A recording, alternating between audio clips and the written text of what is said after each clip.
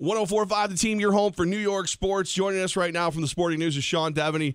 Sean, this series that's coming up, everyone's excited for it. Cavs, Warriors. Is it actually kind of bad for the NBA that this is like the only final series we're going to see for the next 3 years?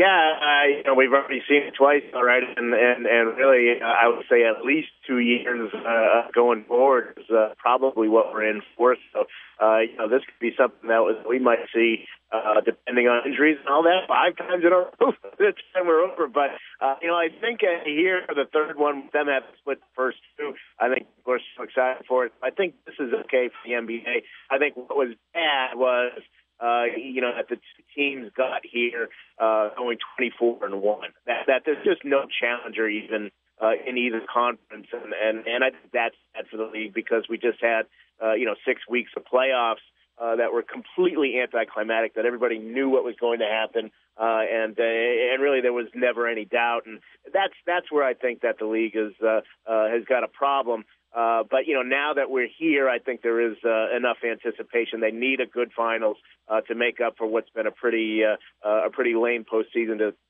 this point. Yeah, that's what I'm trying to kind of juggle with too. Is that it feels like it's what the league wanted because you have the two best teams, but also we knew this almost 11 months ago that this would be the scenario. I'm trying to find out the way that we could have the NBA playoffs more competitive, but I can't make the guys for the Spurs not get injured or other things like that. Do you have any ideas of what could have improved the NBA playoffs? No, I mean, it goes back to the notion of these super teams, and as long as you have the one that's sitting there in Cleveland and then the one that's sitting there in Golden State. When the Warriors, you're right, 11 months ago is when we knew, because when the Warriors signed Kevin Durant, if he had gone to, say, Boston or stayed in Oklahoma City, you can imagine a much different postseason. But once that happened and you do have these so-called super teams, there's not a lot you can do, because there's less incentive right now for teams in the West to try to win now, to put together a team that can beat the Warriors, because you're not going to beat the Warriors. You don't have much incentive, so you have to think a little longer term. In the meantime, that means that they go through the playoffs at 12-0, and then you can say the same thing in the East. One reason that the Celtics didn't go hard for a deal at the trade deadline was they knew that you get Jimmy Butler, you get Paul George, probably still not going to beat LeBron. So why bother? And so you wind up with the postseason that we've had. Sean Deveny with us right now on 104.5 The Team. He's with the Sporting News. So, Sean, I love to pretend that the entire world is a video game. And every like show we talk like this, I ask guys, like, what could I build? Like, who could I put where? And I look at the Pelicans with the bigs, and I think, like, if I could just steal John Wall or something. Like, do you ever look at the league and think, okay, that team's one player away from being a super team? Yeah, but, I don't know. I think every team is 2 players away, to be honest with you.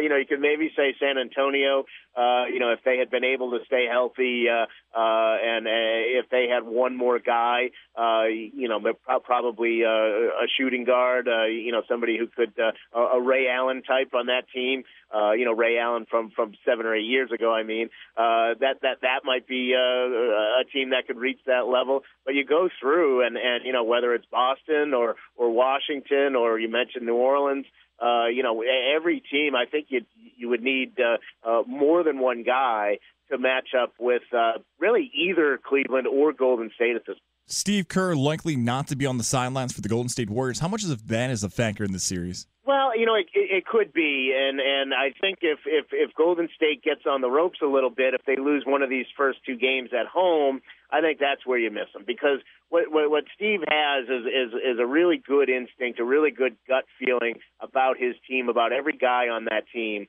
and knowing how to make adjustments and knowing, we're missing this. If I put this in that situation, we've seen this over the last couple of years, the way that he'll use, even like a guy like Leandro Barbosa in the last couple of years, or Anderson Varejao.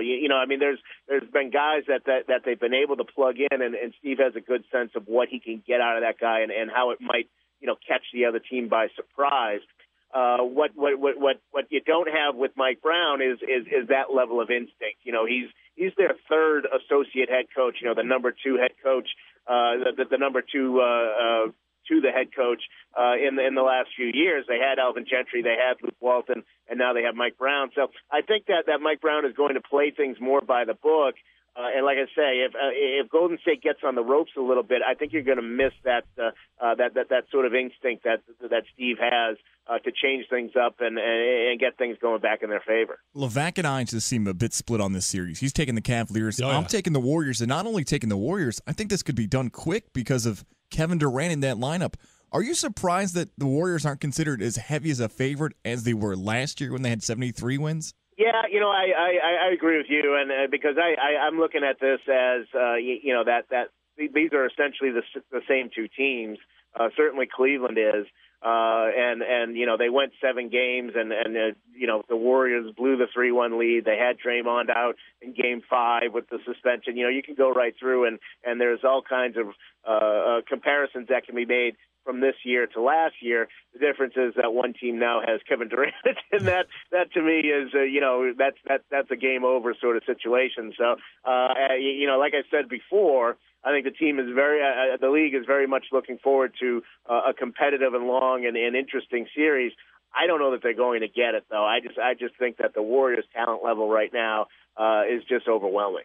104.5 The Team, your home for New York sports. We're joined by the Sporting News' Sean Deveny. So, all right, so you disagree with me. You like Warriors, but you said a word that makes me cringe as a Knicks fan. You said competitive, something that we just can't do. And I know right now all the focus is on the finals, but as a Knicks fan, like who should I be hoping for? Is there a guy in the draft that like if it falls to the Knicks, it could make an actual difference?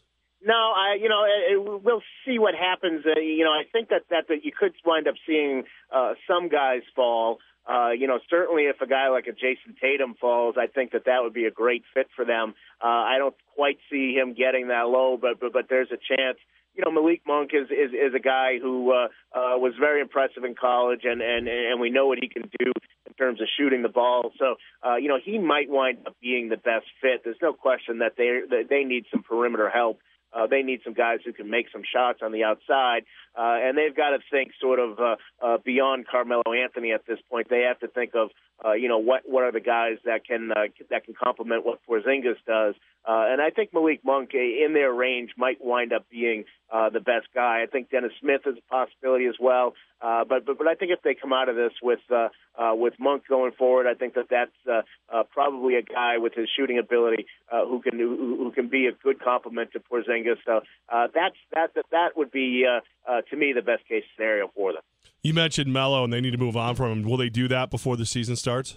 It's a great question because yes, they want to, and I think that Melo's at a point where he might be as willing to accept that as he's ever been. He's been pretty stubborn about staying in New York and about not wanting to leave, and then about playing for the Knicks. But I think that he can read the writing on the wall that this is not going anywhere and it's not going to get any more pleasant.